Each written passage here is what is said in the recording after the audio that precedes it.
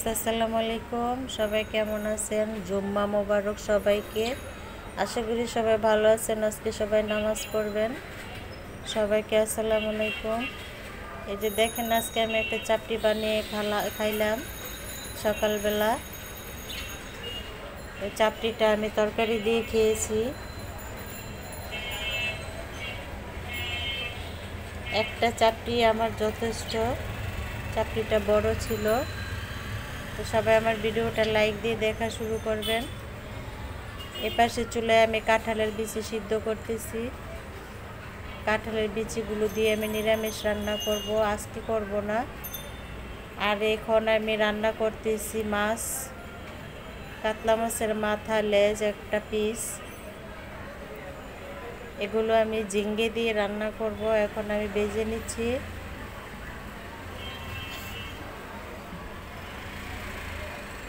আমার মাছ ভাজাটা হয়ে গেছে, এখন তরকারি রান্না বসিয়ে দিব।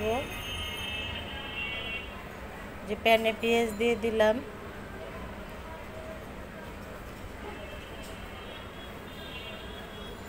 পেঁয়াজটা ভাজা ভাজা হয়ে গেছে। আদা রসুন দিয়ে দিলাম।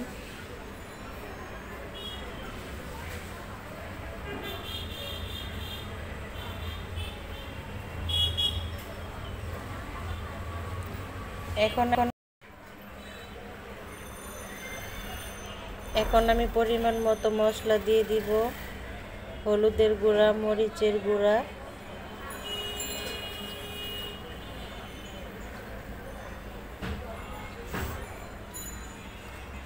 লবণ, সব কিছু পরিমাণ মতো আমি দিয়ে দিচ্ছি।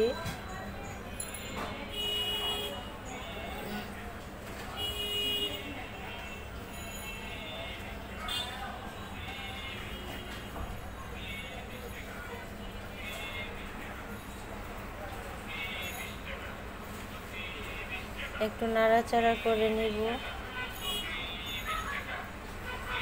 ঝিঙ্গে দিয়ে মাছ রান্না করলে এখন খুবই ভালো লাগে। ঝিঙ্গে সবজিটা খুব নরম, খেতে ভালো লাগে। একটু পানি দিয়ে দিলাম।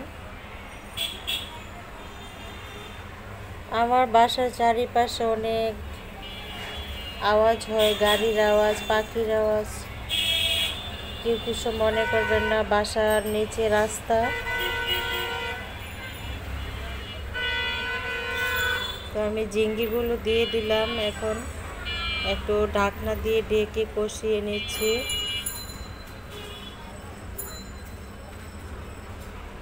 ঝিঙ্গে তরকারি এমনিতেই নরম, তাড়াতাড়ি কষানো হয়ে যায়। পানি দিয়ে দিলাম।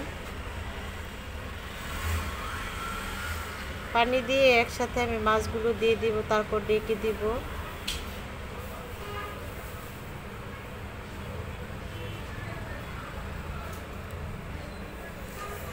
মাছগুলো দিয়ে দিচ্ছি, ভেজে রাখা মাছগুলো।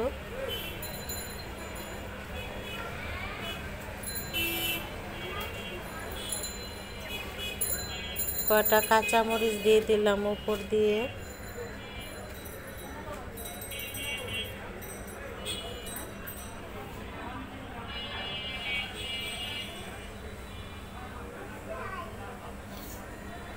দেখেন, আমার তরকারিটা হয়ে গেছে। ধনেপাতা দিয়ে দিচ্ছি, ফ্রিজের ফ্রোজেন করা ধনেপাতা দিয়ে দিলাম। রেসিপিটা হয়ে গেছে। এখন আমি পটল ভাজি করে নিব।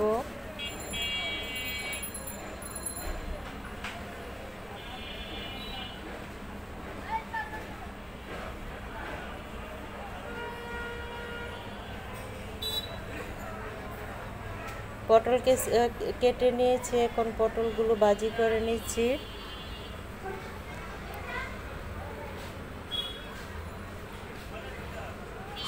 যে যেখানে আছেন সব আপু ভাইয়াদের জন্য অনেক অনেক দোয়া রইল। সবাই ভালো থাকবেন, সুস্থ থাকবেন। সবাই সবার জন্য দোয়া করবেন। আমি পটলগুলো ভেজে নিচ্ছি। সবাই আমার জন্য দোয়া করবেন, আমার শরীরটা যেন ভালো থাকে সব সময়। একবার অসুস্থ হলে সব কিছু দিক দিয়ে শরীর খারাপ হয়ে যায়। তো সবাই ভালো থাকবেন। আল্লাহ হাফেজ।